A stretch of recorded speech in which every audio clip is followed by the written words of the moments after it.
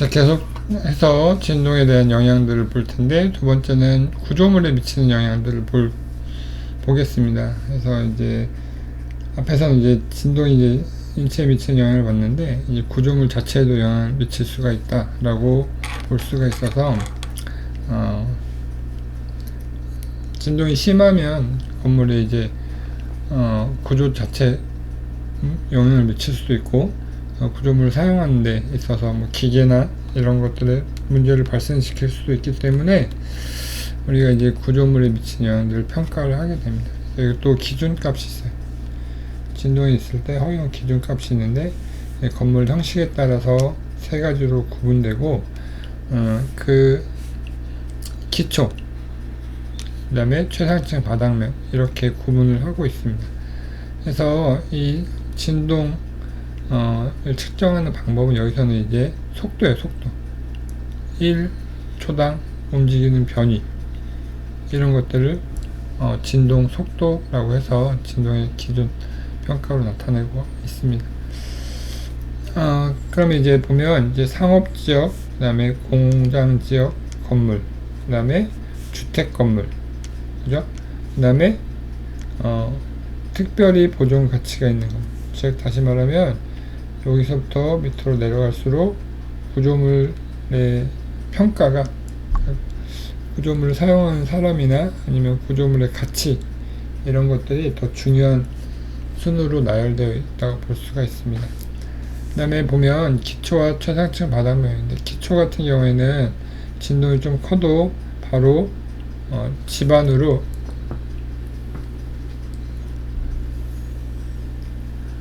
전달되기 때문에 그렇게 큰 문제가 없지만, 최상층 바닥면 같은 경우에는 건물의 이 밑에 진동이 발생하면 집안으로 흡수가 되지만, 최상층 바닥면은 그대로 건물에 진동을 전달하기 때문에 최상층 바닥면 같은 경우에는 조금 더 기준이 높다라고 볼 수가 있어요.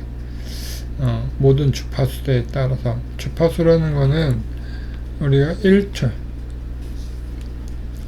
주파수가 뭐냐면 건물이 막대기가 있으면 하중을 가면 이게 진동이 발생하죠. 그래서 진동이 발생하면 이쪽으로 갔다가 이렇게 움직이잖아요. 그러면 1초에 얘가 왔다 갔다 하는 왔다 갔다 하는 횟수, 그래서 1Hz라고 하면 1초에 진동이 한번 오는 경우를 1Hz라고 해요. 그래서 보통 주파수대를 구분하는데, 건물 형식에 따라서, 건물의 높이와 규모 따라서 주파수, 고유 주파수대가 달라서 이렇게 보면 이제 10Hz 이하, 그 다음에 50 이렇게 있는데, 이럴 때 이제 주파수대가 높게 되면 이제 진동 속도도 높아지게 됩니다. 높아지게 돼서 볼게요. 1초에 10Hz가 1초에 10회 왔다 갔다 하는 경우잖아요. 그때 속도랑 1초에 100회 왔다 갔다 하는 속도, 이 진폭이 같다면 당연히 이쪽이 속도가 높을 수밖에 없죠. 높을 수밖에 없는데, 그 높다 하더라도 이렇게 보는 거죠. 10Hz 이하는 2, 진동 속도가 2 이하, 그 다음에 이렇게 평가를 할 수가 있어요. 이거는 건물을 짓기 전에 이제 해석을 통해서도 제한을 할 수가 있고, 측정을 할 수가 있고, 건물이 지어진 이후에는 계측기를 통해서도 계측을 할 수가 있습니다. 그래서 이런 진동은 우리가 이제 사용을 할 때, 사람들이 사용을 할 때, 또는 기계가 작동을 할 때 발생하는 진동수를 제한을 하는 거예요. 그래서 기초 같은 경우에 크기가 낮은 반면에 최상층 반응층은 여기 보면 50 이상일 때 값들로 평가가 된다는 걸 알 수가 있어요. 그러니까 저진동대 주파수가 작아도 최상층 바닥면은 우리가 최고 높은 주파수대의 진동 허용값, 진동 속도로 제한을 한다 라고 볼 수가 있어요. 그래서 그래서 이걸 통해서 우리가 이제 진동 허용 기준을 나타내고, 이 보면 이 100Hz까지 있는데 나와 있죠. 100Hz 이상일 때는 이제 뭐 150이나 150이나 200 같은, 얘보다 크면 이 100Hz 기준, 즉 이 기준을 따라서 평가가 일어난다. 최소한의 기준으로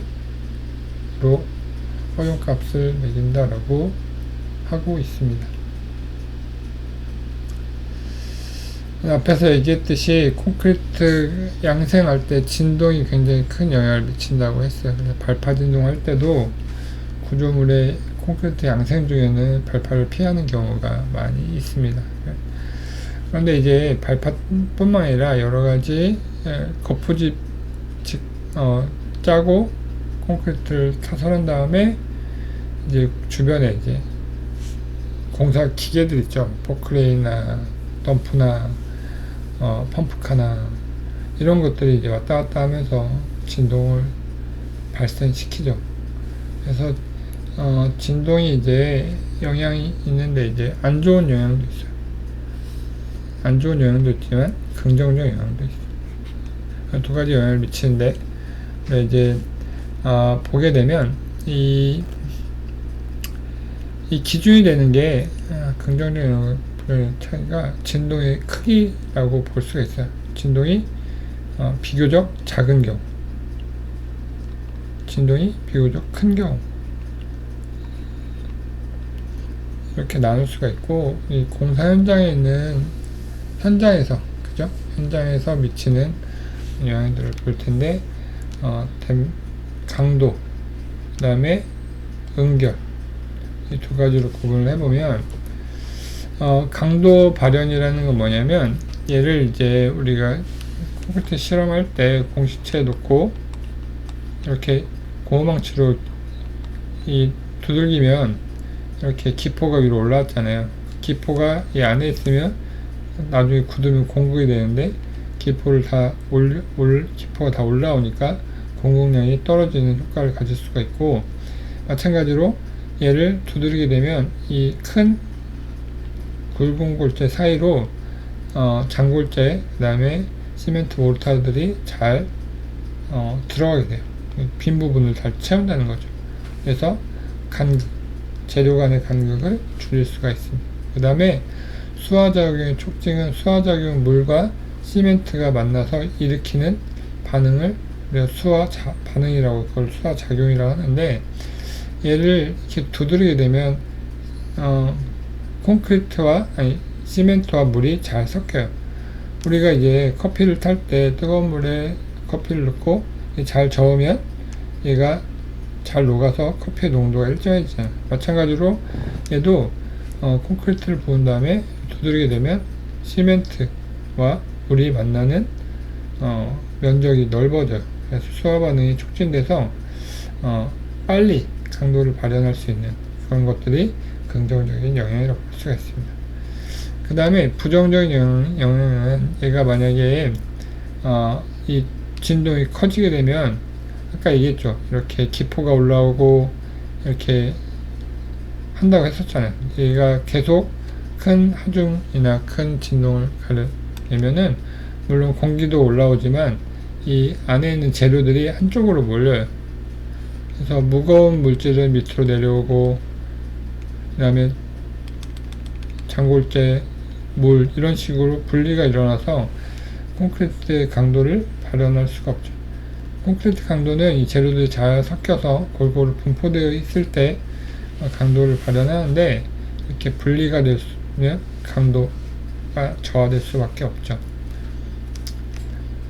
그 다음에 이제 부착균열이라는 게 발생하는데, 뭐냐면 모르타르랑 골재랑 이렇게 있는데, 골재가 있고 이제 모르타르 이렇게 있잖아요.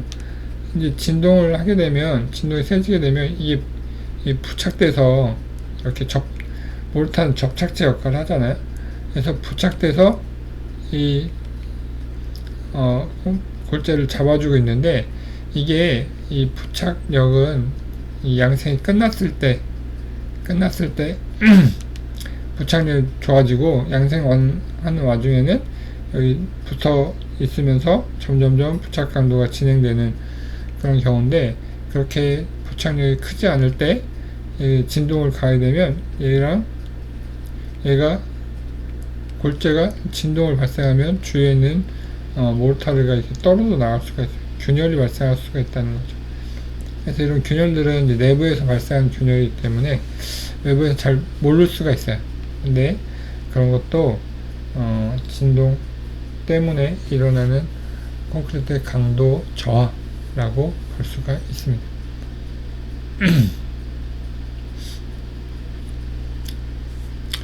자, 볼게요. 그 다음에 이거는 요거랑 거의 비슷해요. 비슷해서 이 공급 감소하죠. 그 다음에 초기 강도 증진, 이거는 수화작용이 빨리 일어나기 때문에 초기 강도가 빨리 일어나는 경우가 있습니다. 은결은 양생 과정을 얘기하는 거예요. 양생 과정.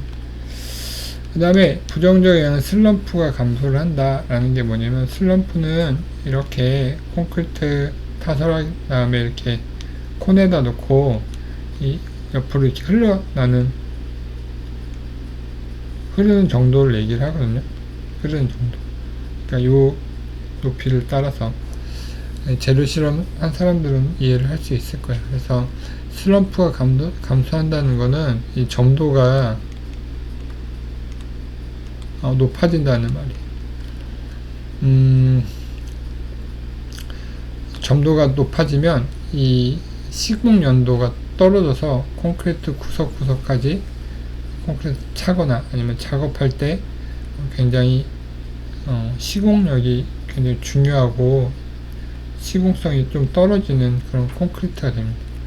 이게 진동 때문에 발생을 하고, 단위 수량의 증가라는 게 뭐냐면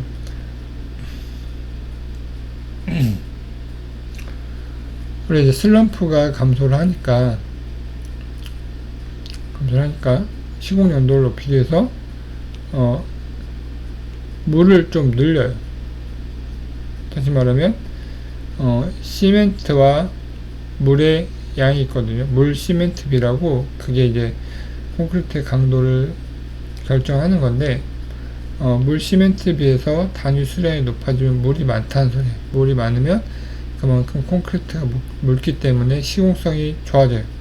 대신에 물이 적은 경우보다는 강도는 차이가 있겠죠. 조금 떨어진다고 볼 수가 있는데, 이렇게 슬럼프의 감소로 이어져서 수량이 증가하게 되고, 그렇게 되면 우리가 양생할 때 시간도 많이 걸리고 그런 문제가 발생합니다. 그리고 균열 유발한다는 건 뭐냐면, 이게 어느 정도 진동에 대해서는 이 공급 감소하고 재료가 안정적으로 양생이 시작되는데, 양생이 시작되는 과정에서 계속 진동이 오게 되면, 이 양생이라는 게 뭐냐면, 콘크리트 시멘트 모르타르에서 물이 증발하면서 시멘트 모르타르와 자갈과 그 다음에 모래, 장골재가 같이 이렇게 뭉쳐지는 그런 것들을 양생이라고 하는데, 이 재료가 다른데 균열이 일어나면 이 재료들이 같이 뭉쳐져서 하나의 강도를 발현하는데 문제가 발생할 수가 있어요. 균열이 발생할 수 있다는 거죠. 이것도 마찬가지로 이거 비슷한 개념. 이 균열이라는 게 이 부착 균열을 의미한다. 그래서 양생이 잘 되면, 이제 은결이 잘 되면 강도도 높아지고, 은결이 잘 안 되면 강도도 낮아지고, 강도가 낮아지는 이유는 은결이 잘 되지 않았기 때문에. 거의 같은 개념인데, 이런 식으로 구분해서 콘크리트 양생 중에 일어날 수 있는 영향들에 대해서 살펴봤고요. 그 다음에 콘크리트 양생될 때 콘크리트가 양생이 시작되는 경우, 그 다음에 양생이 이렇게 시간이 지나는 경우에 따라서 진동값이 달라집니다. 허용한 진동값이 달라요. 당연히 그 이유는 뭐냐면, 타설하고 10에서 12시간까지는 재료들의 유동성이 굉장히 있는 경우, 재료 유동성이 굉장히 있는 경우에서 진동이 커져버리면, 여기 있는 것처럼 에서 발생하는 부정적 영향과 강도 발현의 부정적 영향이 크게 발생할 수 있어요. 재료들이 유동적으로 움직이는 경우이기 때문에. 그리고 이제 양생 시간이 지나면 지날수록 재료들이 어느 정도 부착 강도도 발생하고 양생이 진행되고 응결이 진행되면서 안정화되는 구간이기 때문에 진동값들이 허용됩니다. 조금 더 완화가 되죠. 완화가 되고 5일 이상이면 5.8 정도로 완화가 됩니다. 그래서 우리가 타설했을 직후에 허용 진동값보다 5일이 지났을 때 허용 진동값이 약 20배 정도가 차이나요. 그러니까 진동의 영향을, 그러니까 콘크리트를 타설하고 양생하는 것. 타설 직후에는 주변에 이제 공사 속도도 줄이거나 진동을 최소화할 수 있도록 조절을 해야 되고, 이제 5일 정도 이상 되면은 어느 정도 강도가 발현되기 때문에, 보통 7일 강도 하면 28일 강도에 70% 이상을 발현한다고 했으니까 5일 강도면 한 50에서 60 정도 이상의 강도를 발현하고 있기 때문에 재료들이 어느 정도 이렇게 굳어져서 응결이 완성돼서 강도를 발현하고 있는 순간이라고 볼 수가 있어요. 그래서 뭐 공사 현장마다 다르겠지만 우리가 콘크리트를 타설할 때 야간에 타설하는 경우가 많습니다. 야간에 타설하고 작업은 이제 야간은 다른 작업들이 별로 없기 때문에 콘크리트를 야간에 타설하고 주간에 한 12시간 지난 다음에 주변에 작업을 하잖아요. 작업을 하게 되면 이렇게 진동에 대한 영향을 줄일 수도 있기 때문에 이렇게 주일에서 공사 계획을 시공 순서를 결정하는 경우도 있습니다.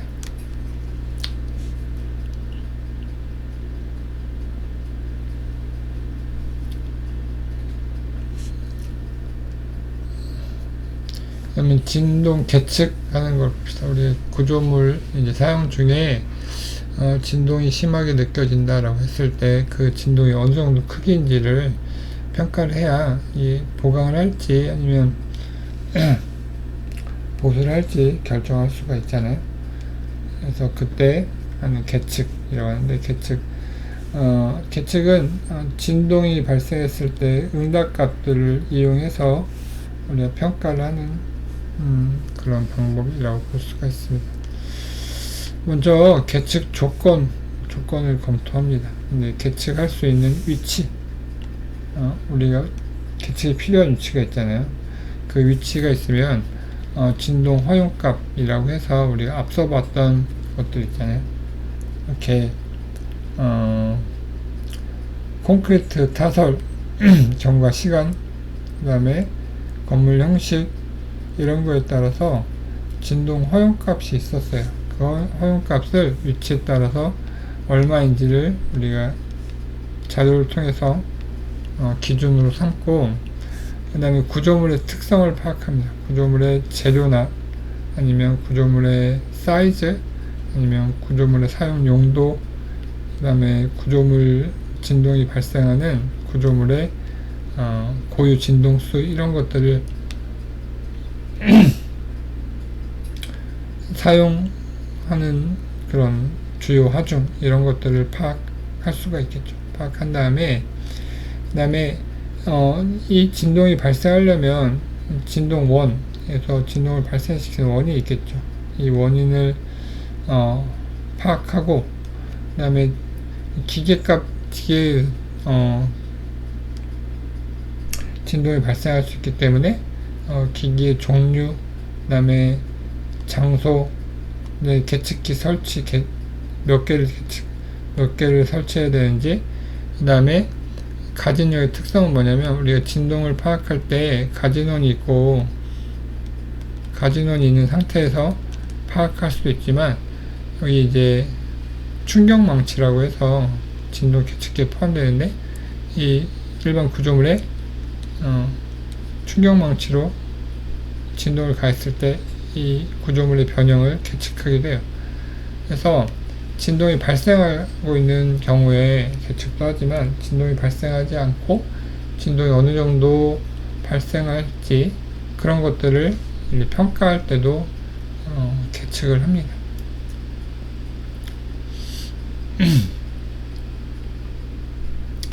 그 다음에 구조물 진동 같은 경우에는 동특성이에요. 동특성. 동적인 하중에 대해서 발생하는 특징들이기 때문에 이 구조물의 동특성을 파악합니다. 구조물은 모양에 따라서 재료에 따라서 동특성이 달라져요. 그래서 실험을 하거나 해석을 하거나 이렇게 통해서 구조물의 동적인 특성을 파악하는 방향으로 한 방향, 또 다른 방향으로는 응답을 계측한 진동에 대해서 발생할 수 있는 응답, 즉 구조물에 발생하는 진동들 있잖아요. 보행, 하중, 기계 진동 이런 것들을 통해서 발생할 수 있는 응답을 계측할 때, 그러니까 이제 여러 가지 가진원이라고 하죠. 진동원을 결정을 해서 어떤 것들이 구조물의 주요한 진동을 발생시키는지를 결정을 하고 계속해서 특성을 시험을 하는 거죠. 시험을 해서 구조물의 자유도수 충격망치 시험을 통해서 구조물의 진동 특성을 파악하는 방법. 그래서 파악해서 그러면 고유 진동수 감쇄해서 기본에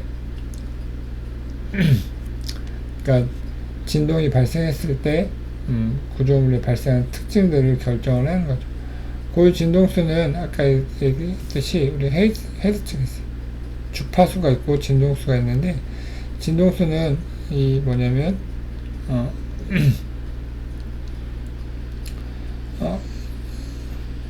이렇게 올라갈 때 걸리는 시간들을 얘기해요. 진동수.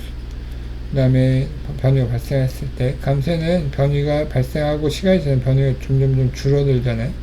그걸 잠쇄라고 합니다. 그래서 감쇄, 모드, 시스템, 주파수별, 모빌리티 이런 것들을 결정할 수가 있어요. 얘는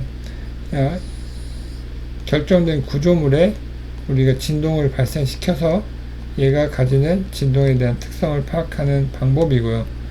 이쪽은 앞에서 얘기했듯이 진동이 발생했을